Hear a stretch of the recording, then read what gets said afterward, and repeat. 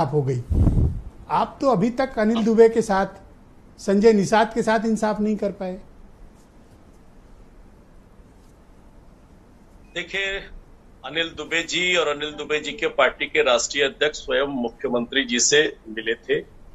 मिलने के बाद बातचीत हुई थी और उसके बाद उन्होंने बाहर आकर स्पष्ट किया कि हमारी बातचीत हो गई है और जो भी निर्णय होगा मिलकर निर्णय लेंगे। ये पार्टी के राष्ट्रीय अध्यक्ष उत्तर प्रदेश के मुख्यमंत्री के साथ मिलकर बातचीत कर चुके हैं। और रही बात निषाद पार्टी की, उनसे भी बातचीत हो रही है। जो भी निर्णय होगा मिलकर निर्णय होगा, सामूहिक आधार पर होगा और जो भी राजनीतिक दल के साथ किसको कौन सी सीट देनी है, निश्चित रूप से पूरे विचार विनिमय के साथ कैसे किसको कौन सी सीट दी जाए और उस पर पूरी ताकत से लड़ा जाए। संजय भाई, बीच में इंटरप्ट नहीं करना चाह रहा था, लेकिन चूंकि आपने बोला तो मेरा उस पर एक सप्लीमेंट्री क्वेश्चन है। आपके यहाँ सीटें मुख्यमंत्री तय करते हैं किसको क्या मिलेंगी? नहीं, निश्चित रूप से उत्तर प्रदेश से ही तो सूची जाएगी। आपने कहा ना कि मुख्यमंत्री की और राष्ट्रीय अध्यक्ष की, क्यों दुबे जी? हाँ, मुलाकात ये बात हुई है जो संजय चौधरी कह रहे हैं? नहीं, वो तो वहां से निकल के उन्होंने कहा ही था कि जो है हम 10 सीटों पे लड़ने की बात हमारी। अरे 10 की बात कर रहे हो, बोलिए संजय जी, कंटिन्यू प्लीज। नहीं, देखिए, जब तक हमारे यहाँ की परंपरा है कि स्टेट्स से जो सूची जाती है पार्लियामेंट्री बोर्ड उस पर विचार करता है और उस पर विचार करने के बाद ही पार्लियामेंट्री बोर्ड उस पर निर्णय करता है। स्थानीय आधार पर भी बातचीत हो रही है और निश्चित रूप से अंतिम निर्णय दिल्ली पर होगा।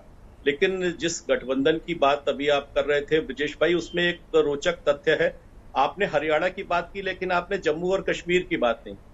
जम्मू और कश्मीर में समाजवादी पार्टी 20 सीट चुनाव लड़ी थी। 20 विधानसभा क्षेत्रों में समाजवादी पार्टी अगर चुनाव लड़ रही है तो इसका मतलब है कि गठबंधन से वो अलग हो रही है और उसकी विश्वसनीयता और जनता उसको वोट कितना दे रही है कि 20 सीट पर लड़ने के बाद 0.13% वोट मिला है, सब पर जमानत जब्त हो गई है और ये वोट जो नोटा है उससे भी कम मिला है। तो समाजवादी पार्टी की आज स्थिति इस प्रकार से हुई है, नैरेटिव ध्वस्त हुए हैं और इसका असर पूरे देश के चुनाव अच्छा, आपके एक अलायंस पार्टनर है राष्ट्रीय लोकदल, ये भी गए थे जम्मू कश्मीर में चुनाव लड़ने। इनको तो नोटा जितने भी वोट नहीं है और वो भी आपके अलायंस से अलग होकर लड़ रहे थे। नहीं, वो लड़ रहे होंगे, लेकिन वहां की जो स्थिति है वो भी समाजवादी पार्टी के मित्र बड़े गंभीरता से बता रहे थे। तर्क सही दिया। बहुत गजब। मैं उनको बता रहा हूं कि उनकी स्थिति क्या है ये उनको पता है। तो निश्चित रूप से उत्तर प्रदेश के चुनाव को भारतीय जनता पार्टी का नैरेटिव बदला है। देखिए, हरियाणा के चुनाव ने परिदृश्य को बदला है।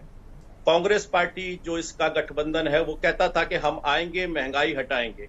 हरियाणा की सीमा 2 विशेष राज्यों से लगती है, पंजाब से और हिमाचल से।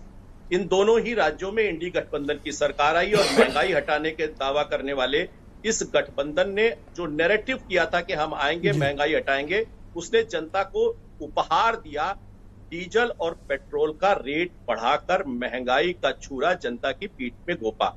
तो ये बताने के लिए पर्याप्त। अच्छा, एक बात बताइए ना कि इन लोगों ने घर घर में सीट बांट ली सपा वालों ने और आप कुछ बोल ही नहीं रहे हो। आपका भी इरादा वैसे ही है क्या?